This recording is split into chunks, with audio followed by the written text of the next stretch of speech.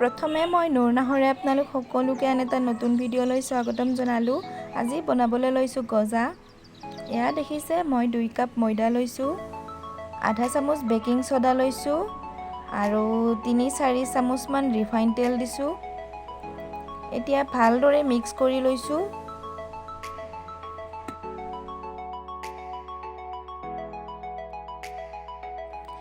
এতিয়া অলপকৈ ঠাণ্ডা পানী দিছোঁ।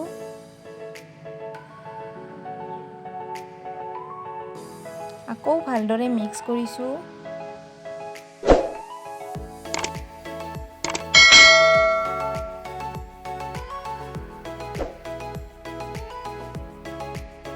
এয়া দেখিছে ডো এটা বনাই লৈছোঁ। এতিয়া ডোটো 30 মিনিটমান ঢাকি থ'ম আৰু 30 মিনিটমান ঢাকি থোৱাৰ পিছত এয়া দেখিছে অলপ ফুলি উঠিছে।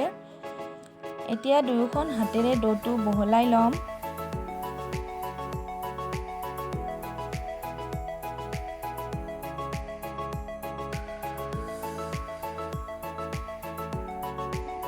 এতিয়া মাজেৰে কাটি দিছোঁ, আকৌ সমানকৈ লৈছোঁ, ছাইডটো ভালদৰে মাৰি দিছোঁ যাতে ভাজোতে খোল নাখায়।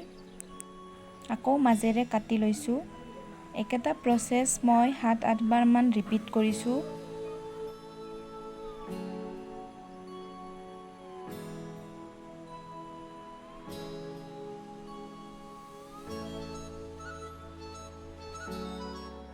এয়া দেখিছে মই দুয়োখন হাতেৰে ছাইডটো মাৰি দিছোঁ।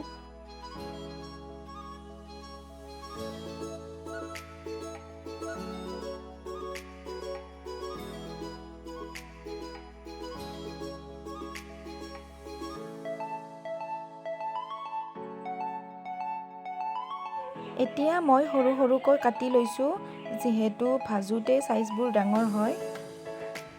এয়া দেখিছে।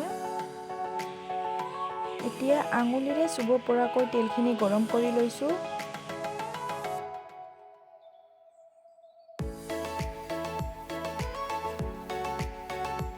আৰু এইফালে চুগাৰ চিৰাপৰ কাৰণে 2 কাপ চেনি লৈছোঁ আৰু 1.5 কাপ পানী দিছোঁ। এতিয়া ভালদৰে লাৰি দিছোঁ। এতিয়া চুগাৰ চিৰাপখিনি ঠাণ্ডা হ'বলৈ দিছোঁ।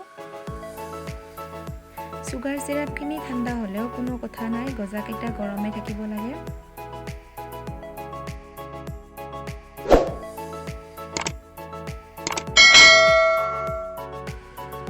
এয়া দেখিছে খুব সুন্দৰ কালাৰ এটা আহিছে।